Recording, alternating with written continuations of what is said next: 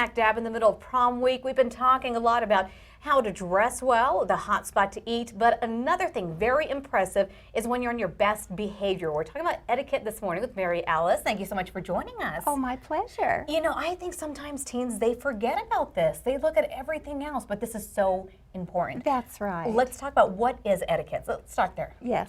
Well, etiquette is simply knowing the proper behavior that puts others at ease and to make you comfortable in certain situations. And it could really impress your date. That's right. So always. That's always a plus, right? That's right. Let's start. You know, when they go to pick up their prom date, Yes. what should they do first? Well, the young man should be prepared. He should arrive on time, properly attired.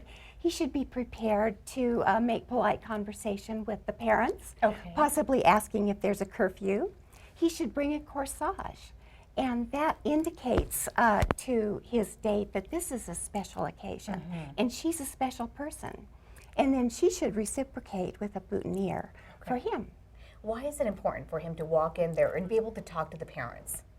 Well, this is an honoring thing for the parents. This makes them trust him for one thing. Right. And it honors the daughter, his date, and it honors the parents. That's true. That's true. Yes. Another key thing that sometimes is often forgotten is opening doors. That is so crucial, I feel. It As a woman, is. you want to feel that, Yes, we do. that we're important, we're special. It makes us feel special. It makes us feel feminine. And yes, he should open the door. And he should open the car door too. And the young lady should allow him to. And when he lets her out of the car, he should also extend his hand to help her out. Oh, that And is key. It's just a kind thing to do. It helps her exit the car more gracefully. Absolutely, absolutely. So we get past all of that, especially the nerves. You know, a lot of times you're really nervous during that first part. Yes. You get to dinner. Yes. This is where it comes to becoming hard for adults as well. A lot of adults don't understand proper etiquette when it comes to eating at Yes. a fancy maybe dinner. That's right. So tell us about this. We have our placement set up. Okay. Well, it will make you much more comfortable if you just know a couple of little rules of etiquette. One is you always work from the outside in with your flatware, and the second is you never put a piece of flatware that's been used back on the table. Oh. So if the first course comes and it's soup, well, you're not going to use the little fork to eat your soup. You'll use your soup spoon. And when you're done with your soup, because you know not to put the spoon back on the table, you'll leave it on the plate and the server will take it away. Okay. And then the next course will probably be the salad, and that will go away too. So eventually, course by course, your flatware will diminish until all that's left is the little spoon and fork up here, and that's for dessert. And that makes it easier to remember. That's right. I It's think- really simple. Right. I think a lot of times you get to, you know, the place where you're having dinner and there's so many pieces of silverware and you Yes. become overwhelmed. That's right. And you don't need to. Right.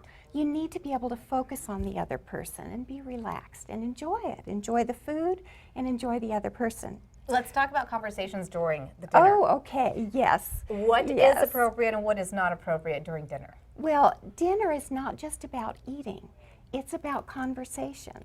So one of the things that is a kindness to the person you're taking to dinner is to think ahead about interesting and pleasant topics of conversation and questions you might ask your date that he or she would be pleased to answer and proud to answer. And this makes for interesting conversation, and so just thinking ahead of things like that And will that help. kind of breaks the ice where you maybe have something, Yes.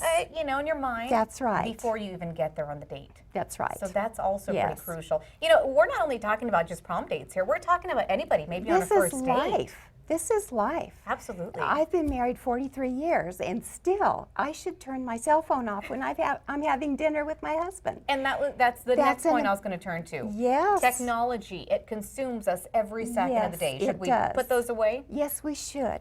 We should be present with the people we're with.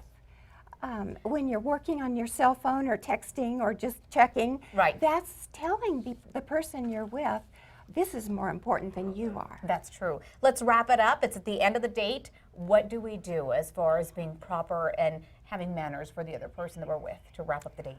Well, first of all, you get your date home on time.